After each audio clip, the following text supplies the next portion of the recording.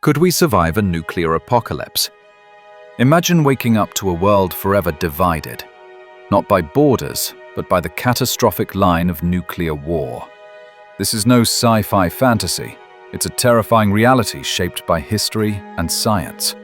What happens after the bombs fall could change humanity's fate forever. The first nuclear explosion ever, over Hiroshima in 1945, showed a power unlike anything before. A fireball hotter than the sun incinerated a city in seconds. But what if dozens, hundreds or thousands of such bombs exploded worldwide? The immediate destruction would be horrifying, but the worst might begin after the flashes fade. When a nuclear weapon detonates, it ignites everything within kilometers.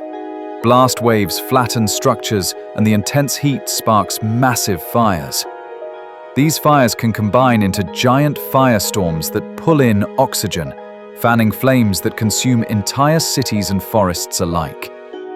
From these relentless infernos, towering columns of smoke and soot rise, some reaching the stratosphere, high above where rain could wash them out.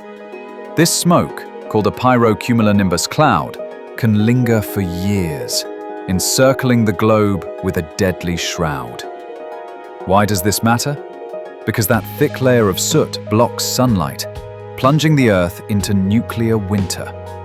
Not a sudden blackout, but a deep, prolonged chill that cools the surface, disrupts weather, and starves plants of the sunlight they need to grow.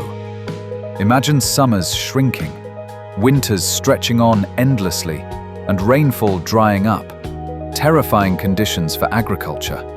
Most humans live in the mid-latitudes, a narrow band that produces the bulk of the world's food.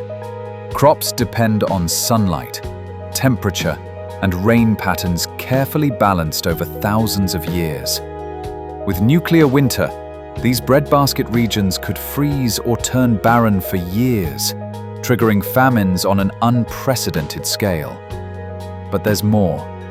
Modern farming is a complex, fragile system that relies not only on weather, but also on fuel, fertilizers and machinery, all dependent on global trade and functioning infrastructure.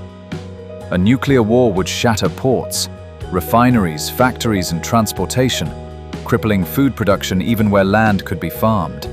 Scientists identified two major flashpoints: the tense nuclear rivalry between India and Pakistan, and the looming threat between the US and Russia, with China rising as a new player. Even a limited nuclear exchange between India and Pakistan, tens of warheads, could kill millions immediately and cause enough fires to create a nuclear autumn, mildly disrupting global agriculture and sparking famine for hundreds of millions beyond the blast zones.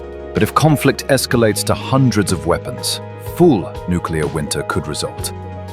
Global food production might drop by half, leading to 2 billion deaths from starvation, 1 in 4 people alive today, beyond any historical disaster. The worst case, thousands of warheads exploding in a superpower clash, unleashing immediate death for hundreds of millions. The ensuing nuclear winter would cut available calories by up to 90%.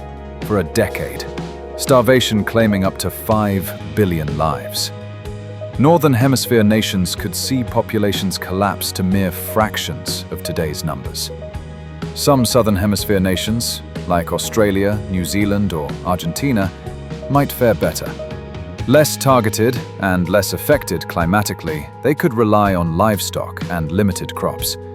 But their challenges would still be immense in a fractured world. Could humanity survive such an apocalypse?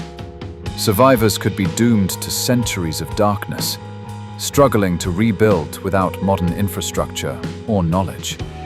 The final question haunts us. Would we ever rebuild these destructive weapons? Or could this be the last time nuclear war threatens the planet? History and science urge us to take this seriously. The power to destroy is clear, but so is the power of choice. The future isn't written yet. Will we choose destruction or peace? This isn't just a story of survival. It's a call to imagine and fight for a world where nuclear doomsday never comes. After all, in the shadow of nuclear war lies the true test of humanity's courage and wisdom.